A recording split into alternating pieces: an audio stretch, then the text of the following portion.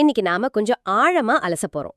பணத்தை பத்தி நாம சின்ன வயசுல இருந்து நம்பிக்கிட்டு இருக்கிற பல விஷயங்களே இது கேள்வி கேட்கும். அதுக்கு நீங்க தயாரா இருக்கீங்களா? கண்டிப்பா. முக்கியமா சொத்து அதாவது அசெட்னா என்ன, பொறுப்பு அதாவது லயபிலிட்டினா என்னங்கிற அந்த அடிப்படை வித்தியாசத்தை இந்த புத்தகம் சொல்ற விதம் ரொம்பவே ஆச்சரியமா இருக்கும். பணக்காரங்க எப்படி யோசிக்கிறாங்க, அவங்க எப்படி செல்வத்தை உருவாக்குறாங்கங்கிற ரகசியத்தை இது உடைக்குதுன்னே சொல்லலாம். நினைக்கிறேன். நம்ம அப்பா அம்மா, நம்ம சமூகம் எல்லாமே நமக்கு சொல்லிக் கொடுத்த முதல் பாடம் என்ன? நல்லா படிச்சு ஒரு வீடு வாங்கணும். அந்த வீடு தான் நம்ம வாழ்க்கையோட மிகப்பெரிய சாதனை, மிகப்பெரிய சொத்து. சரிதானே? ஆனா அந்த வீடே ஒரு சொத்து இல்ல, அது ஒரு பெரிய பொறுப்புன்னு சொன்னா எப்படி இருக்கும்? வாங்க, இத பத்தி தான் முதல்ல விரிவா பேச போறோம். சரி, புத்தகத்துல வர்ற ஒரு இளம் தம்பதியோட கதையில இருந்து ஆரம்பிக்கலாம். அவங்க ரொம்ப கஷ்டப்பட்டு சம்பாதிக்கிறாங்க. ஆனா கையில காசு நிக்க மாட்டேங்குது. காரணம், ஏகப்பட்ட கிரெடிட் கார்டு கடன்கள். ஒரு நிதி ஆலோசகர் கிட்ட போறாங்க. அவர் ஒரு ஐடியா கொடுக்கறாரு. ஆமா, உங்க கிரெடிட் கார்டு கடன்கள் எல்லாத்தையும் உங்க வீட்டு கடனோட சேர்த்துருங்க. வட்டி குறையும், மாசம் மாசம் கட்டுற பணமும் குறையணும் சொல்றாரு. அவங்களுக்கும் அது ரொம்ப நல்ல ஐடியாவா தெரியுது. கடனை எல்லாம் ஒன்னா சேர்த்து மாசாந்திர இஎம்ஐ குறைச்சதும் அவங்களுக்கு ஒரு பெரிய நிம்மதி. ஆமா, கையில கொஞ்சம் கூடுதல் பணம் மிச்சமாகுது. ஆனா இங்க தான் ஒரு ட்விஸ்ட் நடக்குது. என்னாச்சு? அந்த மிச்சமான பணத்தை முதலீடு செய்யறதுக்கு பதிலா ஒரு நாள் ஒரு ஹாலிடே பேக்கேஜ்க்கான சேல்ஸ் கால் வருது. உடனே அவங்க புது கிரெடிட் கார்டை எடுத்து மறுபடியும் கடன் வாங்கி அந்த ஹாலிடேக்கு போயிடுறாங்க. அடடா, ஆக ஆரம்பிச்ச இடத்துக்கு திரும்ப வந்துட்டாங்க. இங்க என்னதான் பிரச்சனை? அவங்க சம்பாதிக்கிறது பத்தலையா? பிரச்சனை சம்பளத்துல இல்ல, அவங்க பணத்தை கையாள்ற விதத்துல இருக்கு. இதுக்கு பேர் தான் ஃபினான்ஷியல் இல்லிட்ரசி, அதாவது நிதி அறிவின்மை. ஆசிரியர் ஒரு அருமையான ஓம சொல்றார். நீங்க ஒரு பெரிய குழிக்குள்ள மாட்டிட்டீங்கன்னா முதல்ல செய்ய வேண்டிய விஷயம் என்ன? மேலும் தோன்றதை நிறுத்தணும். கரெக்ட். ஆனா இங்க பலரும் என்ன செய்யறாங்க, இன்னும் ஆழமா தோண்டிக்கிட்டே இருக்காங்க. இன்னும் கொஞ்சம் சம்பளம் ஏறினா, ஒரு போனஸ் கிடைச்சா எல்லா பிரச்சனையும் தீந்துரும்னு நினைக்கிறாங்க. ஆனா அவங்க பழக்கங்கள் மாறாத வரைக்கும் எவ்வளவு பணம் வந்தாலும் அந்த குழி இன்னும் ஆழமாகவே தவிர பிரச்சனை தீராது. இத விளக்க ஒரு சூப்பரான ஜப்பானிய கதை இருக்கு இல்லையா? 3 சக்திகளை பத்தின கதை.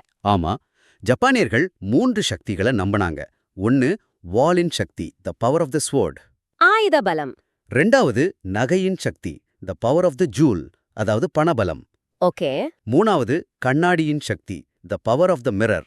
ஓகே, வாழ்னா பவர், நகைனா பணம், அது புரியுது. ஆனா கண்ணாடி, அது எப்படி ஒரு சக்தியா இருக்க முடியும்? அதுதான் முக்கியமான பாயிண்ட். ஜப்பானிய கலாச்சாரத்துல இந்த 3ல மிக உயர்ந்த சக்தியா கருதப்பட்டது கண்ணாடி தான். ஏன்னா கண்ணாடி சுய அறிவின் சக்தியை குறிக்குது, the power of self knowledge. நம்மள நாமளே புரிஞ்சுக்கிறது. ஓ, நம்ம கிட்ட வாளோ நகையோ இல்லாதது இல்ல, நம்ம கிட்ட கண்ணாடி இல்லாதது தான். இது ரொம்ப ஆழமான கருத்து. அதாவது நாம என்ன செய்றோம், ஏன் செய்றோம்னு நம்மள நாமளே கேள்வி கேட்டுக்காதது தான் பிரச்சனையா? சரியா சொன்னீங்க. பல பேர் நம்மள சுத்தி இருக்கிறவங்க செய்யறதே நாமளும் செய்றோம். அந்த கீப்பிங் அப் வித் தி ஜோன்சஸ்னு சொல்வாங்களே, அந்த மாதிரி. அதேதான். பக்கத்து வீட்டுக்காரர் பெரிய கார் வாங்கினா நாமும் கடன் வாங்கியாவது வாங்கணும்னு நினைக்கிறோம். சமூகம் என்ன சொல்லுது? கடினமா உழை, ரிஸ்க் எடுக்காத, ஒரு வீடு வாங்குறது தான் புத்திசாலித்தனம். இந்த பொதுவான கருத்துக்களை நாம ஒருபோதும் கேள்வி கேட்கறதே இல்ல. அந்த இடத்துல தான் கண்ணாடி தேவைப்படுது. நம்மள நாமே பார்த்து, நான் ஏன் இதை செய்யறேன், இது எனக்கு உண்மையிலே தேவையா, இல்ல மத்தவங்களுக்காக செய்யறேனான்னு கேட்கணும். ஆனா அந்த பயம், மத்தவங்க நம்மள வித்தியாசமா பாப்பாங்களோ, நம்மள பார்த்து சிரிப்பாங்களோ, ஆமா, நம்மள ஒதுக்கி வச்சிடுவாங்களோங்கிற பயம்தான் நம்மள புதுசா எதையும் யோசிக்க விடாம தடுக்குது. அதுதான் நம்மளோட மிகப்பெரிய எதிரி. வாவ். சரி, இப்போ நம்ம ஆரம்பிச்ச அந்த கேள்விக்கே வருவோம். நம்ம வீடு ஒரு சொத்தா இல்ல பொறுப்பா? இது நம்ம ஊர்ல ரொம்பவே ஒரு எமோஷனலான கேள்வி இல்லையா? கண்டிப்பா. வீடு வாங்குறதுங்கிறது வெறும் முதலீடு இல்ல. அது ஒரு கௌரவம், ஒரு பாதுகாப்பு உணர்ச்சி, ஒரு பெரிய சாதனை. ஆனா ஆசிரியரோட பணக்கார அப்பா வீடு ஒரு பொறுப்புன்னு சொல்றார். ஆனா அவரோட ஏழை அப்பா தான் அதை சொத்துன்னு நம்புறார். இதுதான் அந்த முரண்பாடு. இது எப்படி? பணக்கார அப்பாவோட லாஜிக் ரொம்ப சிம்பிள், ஆனா ரொம்ப சக்தி வாய்ந்தது. அவர் என்ன சொல்றாருன்னா, ஒரு சொத்து அதாவது அசெட் உங்க பாக்கெட்டுக்கு பணத்தை கொண்டு வரும். ஓகே. ஒரு பொறுப்பு அதாவது லயபிலிட்டி உங்க பாக்கெட்ல இருந்து பணத்தை எடுக்கும். அவ்வளவுதான். அவ்வளவுதானா? ஆமா, கணக்கு வழக்குகள் சிக்கலான வார்த்தைகள் எல்லாம் தேவையில்லை. இந்த ஒரு விதியை மட்டும் வச்சு உங்க வீட்டை பாருங்க. அது உங்க பாக்கெட்டுக்கு பணத்தை கொண்டு வருதா, இல்ல உங்க பாக்கெட்ல இருந்து பணத்தை எடுத்துக்கிட்டு இருக்கா? மாசம் மாசம் வீட்டுக்கடன், இஎம்ஐ, சொத்து வரி, வீட்டு இன்சூரன்ஸ், மெயின்டெனன்ஸ், கரண்ட் பில், தண்ணி வரி, அடேங்கப்பா, லிஸ்ட் பெருசா போகுதே. இது எல்லாமே நம்ம பாக்கெட்ல இருந்து வெளியே போற பணம். அப்போ அந்த லாஜிக் படி வீடு நம்ம பாக்கெட்ல இருந்து பணத்தை எடுக்குது. அதாவது அது ஒரு பொறுப்பு. எக்ஸாக்ட்லி. பணப்புழக்கம் அதாவது கேஷ் ஃப்ளோங்கிற கண்ணோட்டத்துல பார்த்தா நீங்க குடியிருக்கிற உங்க சொந்த வீடு ஒரு பொறுப்பு தான். இருங்க, இது கொஞ்சம் குழப்பமா இருக்கு. வீட்டு விலை ஏறிட்டே தானே இருக்கு. 10 வருஷத்துக்கு முன்னாடி வாங்கின வீடு இப்போ 2 மடங்கு விலை போகுதே. அப்போ அது எப்படி சொத்து இல்லாம போகும்? இதுதான் எல்லாரும் கேக்குற கேள்வி. இது ஒரு அருமையான கேள்வி. இதுக்கு ஆசிரியர் என்ன பதில் சொல்றாருன்னா, வீட்டு விலை ஏறுங்கிறது ஒரு ஸ்பெகுலேஷன், அதாவது ஒரு யூகம். அது நடக்கவும் செய்யலாம், நடக்காமலும் போகலாம். ஆனா மாசம் மாசம் உங்க பாக்கெட்ல இருந்து பணம் வெளியே போறது ஒரு நிச்சயம். அது கேரண்டீட் கேஷ் அவுட்ஃப்ளோ. ஓ, பணக்கார அப்பா யூகங்களை நம்புறதை விட நிச்சயமான பணப்புழக்கத்துக்கு தான் முக்கியத்துவம் கொடுக்கறார். இதை தாண்டி இன்னும் 5 முக்கியமான காரணங்களை அவர் சொல்றார். அது என்னென்ன? முதல் காரணம், பல பேர் வாழ்க்கை முழுதும் கடன்லயே இருக்கிறாங்க.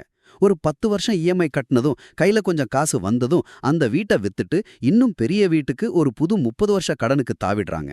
அவங்க ஒருபோதும் கடன்ல இருந்து வெளியே வர்றதே இல்ல. ஆமா, இது நிறைய இடத்துல நடக்குது. 2வது காரணம் என்ன? ரெண்டாவது, வரி சலுகை. வீட்டு கடன் வட்டிக்கு வரி சலுகை கிடைக்குதுன்னு நாம சந்தோஷப்படுறோம். ஆனா மத்த எல்லா செலவுகளையும், சொத்து வரி, இன்சூரன்ஸ், பராமரிப்பு எல்லாத்தையும் நம்ம வரி கட்டினதுக்கு அப்புறம் வர பணத்துல இருந்து தான் செய்றோம். After tax dollars. ஆமா, அது ஒரு பெரிய செலவு. 3வது பாயிண்ட் ரொம்பவே பயமுறுத்துற மாதிரி இருக்கு. ஓய்வு பெற்ற பிறகு சொத்து வரிகள் திடீர்னு உயர்ந்தா? ஆமா, நிலையான வருமானம் இல்லாதவங்களுக்கு அது எவ்ளோ பெரிய சுமையா மாறும்னு சொல்றார். அவரோட மனைவியின் பெற்றோருக்கு அப்படிதான் நடந்ததாம். அப்படியா? அவங்க அவங்க ரிட்டையர் ஆன பிறகு சொத்து வரி மாசம் $1000 உயர்ந்ததும் அவங்களால சமாளிக்க முடியாம பல வருஷம் வாழ்ந்த அந்த வீட்டையே விட்டு வெளியேற வேண்டிய நிலைமை வந்திருக்கு. ஐயோ. 4வதா, வீடுகளோட மதிப்பு எப்பவுமே உயரணும் எந்த உத்தரவாதமும் இல்ல. 2008 நிதி நெருக்கடியில அமெரிக்காவுல என்ன ஆச்சுன்னு நம்ம பார்த்தோம். உண்மைதான். கடைசியா 5வது, இதுதான் ரொம்ப முக்கியம், வாய்ப்புகளை இழப்பது. Mist opportunities. அதாவது நம்ம பணம் எல்லாம் வீட்ல முடங்கி கிடக்கறதால வேற நல்ல முதலீடுகள் செய்ய முடியாம போயிடு, அப்படிதானே? சரியா சொன்னீங்க. ஒரு பெரிய வீட்டுக்காக உங்க எல்லா சேமிப்பையும் போட்டு 30 வருஷம் இஎம்ஐ கட்டும்போது நீங்க 3 விஷயங்களை இழக்கறீங்க. 1, அந்த பணம் வேறொரு சொத்துல வளர்ந்திருக்கக்கூடிய நேரத்தை இழக்கறீங்க. 2வது, அந்த முதலீட்டு மூலதனத்தையே இழக்கறீங்க. ஓகே. 3வது, மிக முக்கியமா முதலீடு செஞ்சு கத்துக்க வேண்டிய அனுபவத்தை இழக்கறீங்க. இதனால நீங்க ஒருபோதும் ஒரு தேர்ந்த முதலீட்டாளரா மாற முடியாமலே போயிடுது. ஓகே, அப்போ சொத்துக்களை வாங்கணும்னு சொல்றீங்க. ஆனா என்ன மாதிரி சொத்துக்கள்? இது அடுத்த கேள்விக்கு நம்மள கூட்டிட்டு போகுது. நம்மளோட உண்மையான பிசினஸ் என்ன? இத விளக்க மெக்டானல்ட்ஸ் நிறுவனர் ரே க்ரோக் கதை ரொம்பவே பிரபலம்.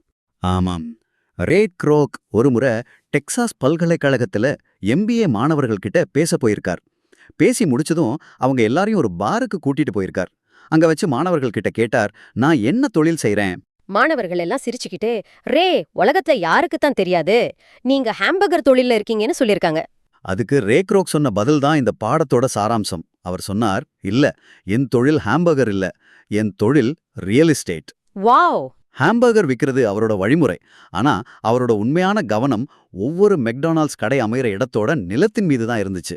இன்னைக்கு உலகத்திலேயே அதிக ரியல் எஸ்டேட் வச்சிருக்கிற தனிப்பட்ட நிறுவனங்கள்ல மெக்டானல்ட்ஸ் ஒன்னு. இதிலிருந்து நாம கத்துக்க வேண்டிய பாடம், உங்கள் சொந்த வேலையை கவனியுங்கள். Mind your own business. அதாவது நம்மளோட வேலைய, ப்ரொஃபஷனை மட்டும் பார்க்காம நம்ம தொழில, பிசினஸ கவனிக்கணும்னு சொல்றாரு. இது ரெண்டுக்கும் என்ன வித்தியாசம்? இது ஒரு மிக முக்கியமான வேறுபாடு. உங்க வேலை, அதாவது ப்ரொஃபஷன்ங்கிறது நீங்க மாசம் மாசம் சம்பளம் வாங்குற இடம். அது உங்க வருமான அறிக்கையில வரும். ஆனா உங்க தொழில், பிசினஸ்ங்கிறது உங்க சொத்து பகுதி, அசெட் காலம். அதுதான் உங்களுக்கு செல்வத்தை உருவாக்குற இடம். ஓ. பணக்காரங்க அவங்களோட சொத்து பகுதியில கவனம் செலுத்துறாங்க. மத்தவங்க எல்லாரும் அவங்க வருமான பகுதியில, அதாவது சம்பளத்துல மட்டும் கவனம் செலுத்துறாங்க. அப்போ ஒரு டாக்டர் இருக்காருன்னா அவரோட ப்ரொஃபஷன் வைத்தியம் பார்க்கறது. ஆனா அவரோட பிசினஸ், அதாவது அசெட் காலம், அவர் வாங்குற பங்குகள், இல்லனா ஒரு சின்ன கிளினிக் கட்டி வாடகைக்கு விடுறது, அப்படிதானே? சரியா சொன்னீங்க. டாக்டரோட சம்பளம் அவரோட பில்ல கட்ட உதவும். ஆனா அவர் தூங்கும்போது கூட அவருக்காக பணம் சம்பாதிச்சு கொடுக்க போறது அந்த பங்குகளும் அந்த வாடகை வருமானமும் தான். அதுதான் அவரோட உண்மையான தொழில். சரி, அப்போ உண்மையான சொத்துக்கள்னா எதெல்லாம் சொல்லலாம்? ஆசிரியர் சிலதை பட்டியலிடுறாரு. நீங்க நேரடியா அங்க இல்லாமலேயே வருமானம் தரக்கூடிய தொழில்கள், பங்குகள், பத்திரங்கள், வாடகை வருமானம் தரும் ரியல் எஸ்டேட். அப்புறம் புத்தகம், இசை மாதிரி அறிவுசார் சொத்துக்கள்ல இருந்து வர ராயல்ட்டிகள். ஆமா, இதுல சொகுசு பொருட்களை பத்தி ஒரு இன்ட்ரெஸ்டிங்கான பாயிண்ட் வருது. அதாவது பணக்காரங்களும் சொகுசு பொருட்களை வாங்குறாங்க, ஏழைகளும் வாங்குறாங்க. ஆனா வாங்குற விதத்துல தான் வித்தியாசம் இருக்கு. மிக சரியான பாயிண்ட். ஏழை மற்றும் நடுத்தர வர்க்கத்தினர் கையில கொஞ்சம் காசு வந்ததும் இல்லனா ஒரு போனஸ் கிடைச்சதும் உடனே ஒரு பெரிய காரு, புது போனுன்னு சொகுசு பொருட்களை வாங்குறாங்க. ஆனா பணக்காரங்க சொகுசு பொருட்களை கடைசியா தான் வாங்குவாங்க. முதல்ல அவங்க சொத்து பகுதியை கட்டி எழுப்புவாங்க. ஓகே. அந்த சொத்துக்கள் நல்ல வருமானத்தை கொடுக்க ஆரம்பிச்ச பிறகு அந்த சொத்துக்கள் சம்பாதிச்சு கொடுக்கற பணத்திலிருந்து தான் சொகுசு பொருட்களை வாங்குவாங்க. அதாவது அவங்க ஒரு கார் வாங்கணும்னு ஆசைப்பட்டா முதல்ல அந்த காருக்கான இஎம்ஐ கட்டுற அளவுக்கு வாடகை வருமானம் தரக்கூடிய ஒரு வீட்டை வாங்குவாங்க. கரெக்ட். அந்த வீட்டு வாடகை காருக்கான இஎம்ஐ கட்டும். சுருக்கமா சொன்னா அவங்களோட சொத்துக்கள் அவங்களுக்காக அந்த சொகுசு பொருட்களை வாங்குது, அவங்களோட சொந்த உழைப்புல வாங்குறதில்ல. வாவ், இது ஒரு பெரிய மனநிலை மாற்றம். சரி, இப்போ கடைசி பகுதிக்கு வருவோம். இது கொஞ்சம் சர்ச்சைக்குரிய பகுதி.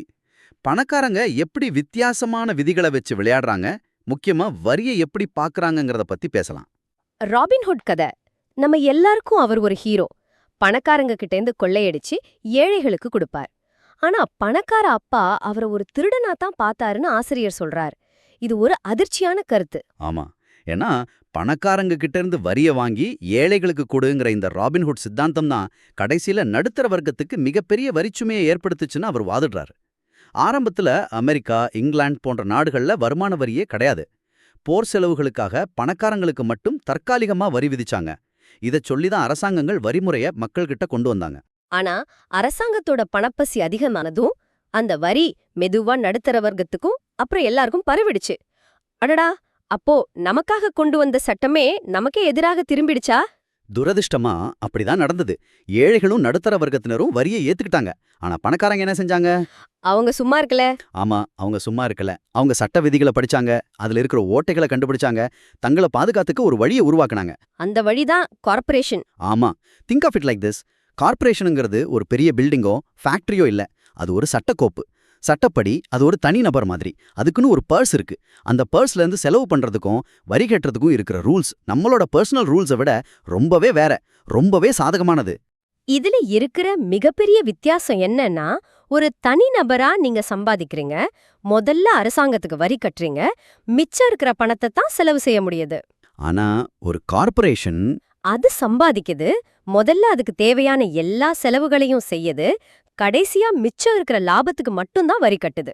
எந்த ஒரு பெரிய வித்தியாசம்? இதுதான் பண விளையாட்டே மாத்திர விஷயம். ஒரு கார்ப்பரேஷனுக்கு ஒரு கார் பயணம், ஒரு மீட்டிங், ஒரு டின்னர் எல்லாமே தொழில் செலவுகள். அதை வரி கட்டுறதுக்கு முன்னாடியே கழிச்சுக்கலாம். இதுதான் பணக்கார அப்பாவுக்கும் ஏழ அப்பாவுக்கும் இருந்த மனநிலை வித்தியாசம். ஏழப்பா அரசாங்க ஊழியர். அவரோட துறை எவ்வளோ பெருசா இருக்கோ, எவ்வளோ பணத்தை செலவு செய்தோ அவ்வளோ அவர் மதிக்கப்பட்டார். ஆனா பணக்கார அப்பா ஒரு தொழிலதிபர். அவர் எவ்ளோ குறைவா செலவு செஞ்சு திறமையா செயல்படுறாரோ அவ்ளோ மதிக்கப்பட்டார். அப்போ பணக்காரங்க சட்டத்தை மீறல. சட்டத்தை அவங்களுக்கு சாதகமா பயன்படுத்திக்கிறாங்க. ரியல் எஸ்டேட்ல 1031 எக்ஸ்சேஞ்ச் மாதிரி விஷயங்களை பயன்படுத்தி வரி கட்டுறதையே சட்டப்பூர்வமா தள்ளி போடுறாங்க. அறிவுதான் அவங்களோட மிகப்பெரிய சக்தி. அதுதான் அவங்கள பாதுகாக்குது. சரி, இந்த ஆழமான அலசல்ல இருந்து நாம கத்துக்கிட்ட முக்கியமான விஷயங்களை ஒரு முறை தொகுத்து பார்க்கலாமா? கண்டிப்பா. நீங்க முக்கியமா ஞாபகம் வச்சுக்க வேண்டிய 3 விஷயங்கள். 1, சொத்துக்கும் பொறுப்புக்கும் உள்ள வித்தியாசத்தை பணப்புழக்கத்தை வச்சு புரிஞ்சுக்கோங்க. உங்க பாக்கெட்டுக்கு பணம் வந்தா சொத்து, வெளிய போனா பொறுப்பு. கரெக்ட். 2, உங்க வேலை வேற, உங்க தொழில் வேற. உங்க தொழில்ங்கிறது உங்க சொத்து பகுதி தான், அதை உருவாக்குறதுல கவனம் செலுத்துங்க. 3, நிதி அறிவு தான் உண்மையான சக்தி. விதிகளை புரிஞ்சுகிட்டா நீங்களும் இந்த பண விளையாட்டை நல்லா விளையாடலாம். இந்த உரையாடலை முடிக்கிறதுக்கு முன்னாடி உங்களுக்காக ஒரு சிந்தனை. ஆசிரியர் செல்வத்தை, வெல்த்தை, பணத்தை வச்சு கணக்கிடல, நேரத்தை வச்சு கணக்கிடுறார். அவர் என்ன கேட்குறாருன்னா, இன்னைக்கு நீங்க வேலை செய்யறதை நிறுத்திட்டா உங்ககிட்ட இருக்கிற சேமிப்பையும் சொத்துக்களையும் வச்சு உங்களால எத்தனை நாட்கள் உயிர் வாழ முடியும்? அதுதான் உங்களோட உண்மையான செல்வம். இந்த வரையறையை பயன்படுத்தி உங்க தற்போதைய செல்வத்தை கணக்கிட்டு பாருங்க. அந்த எண் உங்க சம்பளத்தை நீங்க எவ்வளவு சார்ந்திருக்கீங்கன்னோ, உங்க சொத்து பகுதி எவ்வளவு வலுவா இருக்குன்னு உங்களுக்கு என்ன